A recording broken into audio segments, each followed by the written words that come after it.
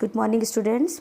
आज हम Mendelian disorder में जेनेटिक डिसऑर्डर में पढ़ेंगे एक्स लिंक्ड रेसेसिव ट्रेट के बारे में, ऑटोसोमल डोमिनेंट ट्रेट के बारे में एंड ऑटोसोमल रेसेसिव ट्रेट के बारे में। ओके, तो जो एक्स लिंक्ड रेसेसिव ट्रेट है ये जो होता है, इसकी जो कैरियर होती है वो होती है फीमेल, यानी मदर के द्वारा ये डिजीज़ बच्चों के अंदर जाती है।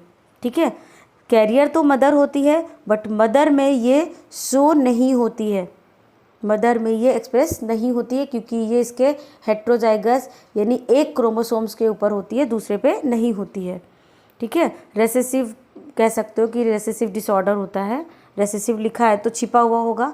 ठीक है, मेल प्रोजेनी के अंदर जब ये जाता है ये एक्स क्रोमोसोम, तो मेल प्रोजेनी के अंदर ये अपने आप को एक्सप्रेस करती है। इसका एग्जाम्पल है हीमोफीलिया। ठीक है बच्चे, हीमोफीलिया, इसको अभी आप डिटेल में पढ़ोगे। ऑटोसोमल डोमिनेंट ट्रेट में क्या होता है? ऑटोसोमल, ऑटो मतलब सेल्फ। ठीक है, ऑटोसोमल डोमिनेंट ट्रेट, डोमिनेंट मतलब प्रभावी। हाँ, बार बार इसको पहले भी पढ़ चुके हैं। ऑटोसोमल डोमिनेंट ट्रेट, ठीक है, यानी कि जब दोनों ही सेल्फ, ऑटो मतलब सेल्फ यानी जो दोनों क्रोमोसोम्स होते हैं दोनों सेम टाइप के होंगे और दोनों अफेक्टेड होंगे, वो आपका डिसऑर्डर कहलाएगा ऑटोसोमल डोमिनेंट ट्रेट। यानी दोनों ही एक जैसे होंगे तब अपने आप को वो डिसऑर्डर एक्सप्रेस करते हैं। तीसरा है आपका ऑटोसोमल रेसेसिव ट्रेट। ये वो कंडीशन है जिसमें किसी एक जीन के अफेक्टेड होने से वो छिपा हुआ होता है और आगे जाके एक्सप्रेस होता है। ठीक है, तो इसका एग्जाम्पल आपको पढ़ना है सिकल सेल एनीमिया। ठीक है, चलिए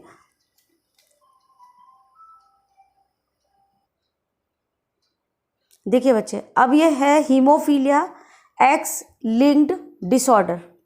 ठीक है बच्चे, आप इसके साथ साथ दोनों चीज़ें पढ़ लोगे, आप ये दोनों समझ में आ जाएगा। ऑटोसोमल डोमिनेंट ट्रेट में क्या है, एक्स लिंक्ड रेसेसिव ट्रेट क्या है और ऑटोसोमल रेसेसिव ट्रेट क्या है, डिसऑर्डर के साथ ही आपको क्लियर हो जाएगा। हीमोफीलिया क्या होता है ये भी मैंने आपको बताया, एक्स लिंक्ड डिसऑर्डर है। ठीक है, इसमें ब्लड क्लॉटिंग फैक्टर जो होता है वो एक्टिव नहीं होता, तो ये क्या होता है, ये ज़्यादातर मेल्स के अंदर एक्सप्रेस होता है और फीमेल इसकी कैरियर होती है। सबसे पहले ये डिसऑर्डर देखा गया था महारानी विक्टोरिया, क्वीन विक्टोरिया जो थी, सबसे पहले इनके अंदर ये ऑब्जर्व हुआ था। क्योंकि एवरी जनरेशन में जो फीमेल थी वो तो बच रही थी बट जो मेल थे वो नहीं बच पा रहे थे, तो ये डिसऑर्डर सबसे पहले उनके अंदर एक्सप्रेस हुआ था। ठीक है, यानी कह सकते हैं कि कैरियर जो होती है, कैरियर जो होती है वो फीमेल होती है और मेल के अंदर ये एक्सप्रेस होता है। ठीक है, तो इसको हम कुछ इस तरह से कर सकते हैं अगर आपको एग्जाम में करना है। एक्स हमारे क्रोमोसोम होते हैं ना, एक्स, ठीक है, और ये होता है मेल के अंदर, ये होता है मेल के अंदर और ये होता है फीमेल। ठीक है बच्चे, ये सब आपको पता है। इसको हम मेंडल डिसऑर्डर के द्वारा, जो पुन्नेट स्क्वायर के द्वारा हम इसको इस तरह से कर सकते हैं, निकाल सकते हैं कि कौन से बच्चे में ये डिसऑर्डर पास हो सकता है, किस कंडीशन में। तो इनकी जब हम क्रॉसिंग निकालेंगे तो आप देखेंगे कि एक्स है, इसको मल्टीप्लाई करा, यानी इसमें आपका ये अफेक्टेड सीन दिखा दिया है कि ये जो एक्स क्रोमोसोम है ये आपका अफेक्टेड है। ठीक है, और इधर ये मेल में कोई भी इन्फेक्शन मतलब अफेक्टेड नहीं है, लेकिन जब क्रॉस होके जाएगा, मीन्स में आपको अगर उस तरह से पता है तो दूसरा देख लीजिए, X H and X Y. ठीक है बच्चे, ये देखिए एक्स एंड एक्स आपका क्रॉस करेगा, ये फीमेल गर्ल होगी। देन इस वाले से ये वाली फीमेल बनेगी, एक्स एंड एच, ये होगा मेल एक्स वाई एंड ये होगा एक्स वाई एंड एच आ जाएगा।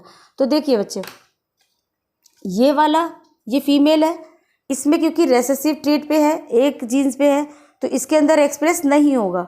सेम चीज़ मैंने यहाँ भी दिखाया, सेम चीज़ मैंने यहाँ पे भी बताया। ठीक है, लेकिन इस कंडीशन में देखिए मेल के अंदर क्योंकि एक ही डोमिनेंट होता है एक्स, इसलिए इसके अंदर ये एक्सप्रेस हो जाता है। ठीक है बच्चे, तो ये डोमिनेंट होने की वजह से ये आपका एक्सप्रेस होगा और इसमें क्योंकि फीमेल इसके अंदर रेसेसिव ट्रेट होता है तो वो छिपा हुआ होगा, वो इसके अंदर एक्सप्रेस नहीं होगा। ओके, नेक्स्ट देखिए आप लोग बच्चे, ये है आपका ऑटोसोमल रेसेसिव ट्रेट। ठीक है, रेसेसिव ट्रेट में देखिए ये फीमेल है, हर जगह जो सिंबल मैंने इसलिए आप लोग को पहले बताया था, जो फीमेल है और ये है मेल।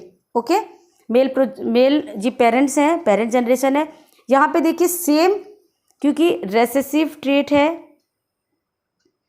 ओके, तो दोनों जो रेसेसिव कैरेक्टर पे होगा और दोनों जब शो होते हैं, दोनों एक साथ सेम टाइप के जीन्स पे होता है, तो वो आपका एक्सप्रेस हो जाता है। क्योंकि यहाँ पे देखिए हमने सिंबल लिया ए और ए, दोनों अपने आप को एक्सप्रेस कर रहे हैं। ठीक है बच्चे, तो यहाँ पे आपका डिसऑर्डर हो सकता है। ठीक है,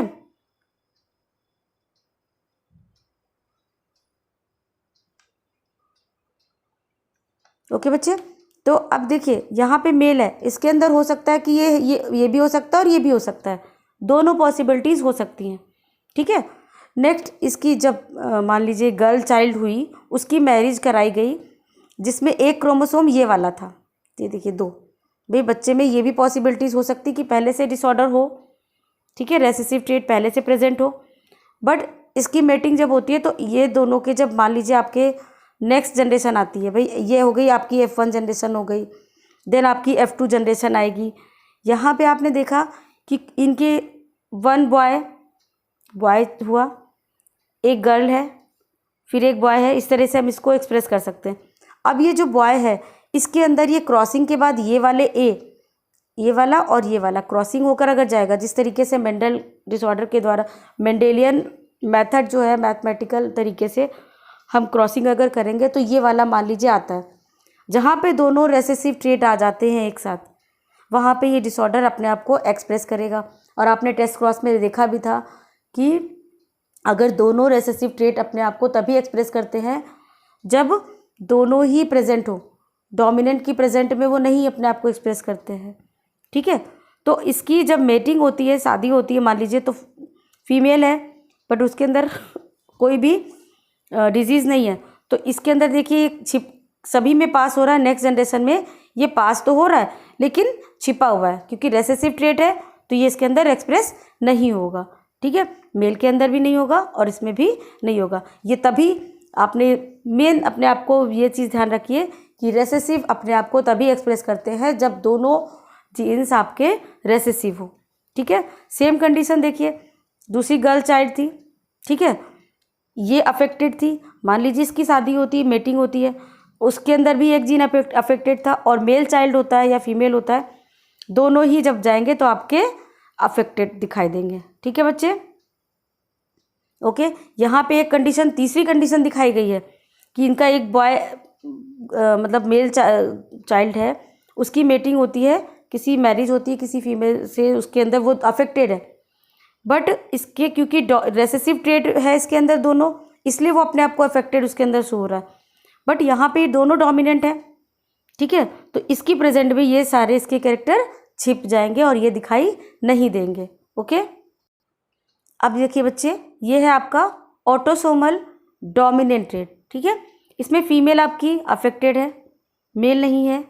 ठीक है, यानी डोमिनेंट का मतलब क्या है, कोई भी जीन्स जो डोमिनेंट फेज पे अगर है तो वो जिसमें भी जाएगा, चाहे वो मेल में जाएगा तो भी अफेक्टेड होगा, फीमेल में जाएगा तो भी अफेक्टेड होगा। ठीक है बच्चे, तो यानी डोमिनेंट है, जो डोमिनेंट कैरेक्टर है वो तो हर कंडीशन में शो ही होगा। देखिए मेल के अंदर गया वही और फीमेल वही के अंदर, तो दोनों ही अपने आप को अफेक्टेड उनके अंदर एक्सप्रेस होगा। ठीक है बच्चे, और इनके अंदर नहीं गए तो नहीं हुआ। इसके 4 प्रोजेनी हुए, 1 2 3 एंड 4। ठीक है, तो 2 मेल एंड 2 फीमेल हुए, तो क्या हुआ, 2 एक मेल और एक फीमेल आपका अफेक्टेड है, और एक मेल एंड एक फीमेल आपके नहीं अफेक्टेड है क्योंकि उनके अंदर वो डोमिनेंट फेज नहीं गया। ठीक है, इसी तरह इनकी मेटिंग होती है, बट क्योंकि इसके अंदर कोई डिजीज़ नहीं है तो ये आपका आगे इसकी जनरेशन में पास नहीं होगा, लेकिन ये अफेक्टेड है तो ये अपने आप को एक्सप्रेस करेगा मेल चाइल्ड में, सॉरी फीमेल चाइल्ड में। ठीक है, तो यहाँ पे देखिए कुछ पॉइंट्स लिखे हैं इसके, both male are affected with equal frequencies. ठीक है, जितने भी मेल्स होंगे वो सारे इसमें अफेक्टेड होंगे इक्वल फ्रीक्वेंसी के द्वारा। Affected children with have at least 1 affected parent, यानी जो मतलब अगर एक अफेक्टेड पेरेंट है तो उसमें लगभग कम से कम एक बच्चा तो आपका अफेक्टेड होगा ही। हेट्रोजाइगस AR अफेक्टेड, यानी हेट्रोजाइगस जीन्स होता है वो अफेक्टेड होगा। 2 unaffected parents will not have affected children, यानी 2 अनअफेक्टेड अगर पेरेंट्स हैं तो उनके बच्चों में अफेक्टेड नहीं हो सकते। ठीक है, सेम तरीके से अब आपको नेक्स्ट डिसऑर्डर के बारे में मैं बताती हूँ। अभी आपने पढ़ा था हीमोफीलिया, ठीक है, हीमोफीलिया के बारे में आपने पढ़ा था कि पॉसिबिलिटीज़ ज़्यादातर आपकी मेल के अंदर दिखाई देता है और वो कैरियर होती है। अब सिकल सेल एनीमिया के बारे में आप देखिए, ठीक है, जो आपकी बुक में है सेकेंड टाइप की डिजीज़, इसमें क्या है, ये आपकी ऑटोसोमल लिंक्ड रेसेसिव ट्रेट है। यानी ऑटोसोमल लिंक्ड रेसेसिव का मतलब होता है कि बोथ पेरेंट्स आर कैरियर। ठीक है, इस कंडीशन में ऑटोसोमल लिंक्ड रेसेसिव ट्रेट की कंडीशन ये होती है कि बोथ सेक्सेस यानी मेल एंड फीमेल दोनों जो होते हैं वो मतलब इस कंडीशन में अफेक्टेड होते हैं, कैरियर होते हैं। ठीक है, कैरी कर सकते हैं इसको। ओके, और ये नेक्स्ट जनरेशन में दिखाई दे सकता है। अब यहाँ पे हमने लिया क्योंकि ये जो डिसऑर्डर है आपका सिकल सेल एनीमिया, इसमें एक्चुअली में इसकी कंडीशन क्या होती है, इसकी कंडीशन ये होती है कि जो हमारी जो शेप होता है, हमारी जो बाई कॉनकेव शेप की होती है। देखिए मैंने इसमें लिख भी रखा है, आपको दिखाती हूँ। शेप ऑफ बाई कॉनकेव, हमारा जो आरबीसी होता है, आरबीसी होता है बच्चे, रेड ब्लड सेल्स। ठीक है, तो उसका जो शेप होता है वो एक्चुअली में बाई कॉनकेव होता है, वो कन्वर्ट हो जाता है इलोंगेट में, मतलब लंबे लंबे सेल बन जाते हैं जिसको हम सिकल सेल बोलते हैं। ठीक है, तो होता क्यों है, इसका रीज़न ये है कि आपकी जो हमारा डीएनए की चेन होती है, डीएनए उसमें GAG की जगह हमारा GAG एक 6 नंबर पे बनता है, जो होता है आपका ग्लूटामिक एसिड। ठीक है बच्चे, ग्लूटामिक एसिड ये आपका बनता है, ये देखिए मैंने लिख रखा है इसीलिए। उसकी जगह यहाँ पे देखिए पॉइंट म्यूटेशन हो गया, पॉइंट म्यूटेशन हो गया बच्चे। ए की जगह यहाँ पे क्या लगा, U लग गया, जिसकी वजह से हमारा नया आपका जो अमीनो एसिड है वो जो नया लग जाता है, यानी आपका जो ये लग गया अमीनो एसिड, नया लगने की वजह से ये आपका नया प्रोटीन बन जाता है वैलेनिन। ठीक है, वैलेनिन बन जाता है बीटा चेन पर, इसकी वजह से यानी म्यूटेशन हो जाने की वजह से तो हमारी आरबीसी जो होती है वो अफेक्टेड हो जाती है। ठीक है, अब इसका इफ़ेक्ट क्या पड़ता है कि लैक ऑफ ऑक्सीजन, मतलब जो भी जिसके अंदर ये डिसऑर्डर होगा उसके अंदर जो ऑक्सीजन की होती है, ऑक्सीजन की कमी होती रहेगी, जिसकी वजह से क्या होगा कि आप एटलीस्ट हो सकता है ऑक्सीजन कम मिलेगा, उसको नीड है, तो लास्ट में उसकी डेथ भी हो सकती है। यानी इस तरीके का ये डिसऑर्डर है और ये डिसऑर्डर में से आते ही हैं एग्ज़ाम में। ठीक है, नेक्स्ट एक और है, नेक्स्ट डिसऑर्डर देखिए आपका फिनाइल कीटोनूरिया। ठीक है बच्चे, इसमें क्या होता है, ये भी आपका ऑटोसोमल रेसेसिव ट्रेट होता है। ठीक है बच्चे, ऑटोसोमल रेसेसिव ट्रेट होता है। अभी आपने ऑटोसोमल रेसेसिव ट्रेट को समझ लिया, सेम। ठीक है, और इसमें क्या होता है, जो मेटाबॉलिक रिएक्शन होती है, मेटाबॉलिज्म क्या होता है आपको पता होगा कि जो हमारी बॉडी में केमिकल रिएक्शंस होती हैं वो आपकी मेटाबॉलिज्म होती हैं। तो मेटाबॉलिज्म एरर की वजह से, यानी मेटाबॉलिक जो रिएक्शंस होती हैं वो प्रॉपर ना होने की वजह से, ठीक है, हमारे ये प्रॉब्लम होती है। ठीक है, जिसमें आपका जो अमीनो एसिड होता है वो यानी फिनाइल एनालिन जो होता है वो टायरोसिन में कन्वर्ट हो जाता है। ठीक है, टायरोसिन फिनाइल पायरुविक एसिड में कन्वर्ट हो जाता है और उसके डेरिवेटिव्स में कन्वर्ट हो जाता है।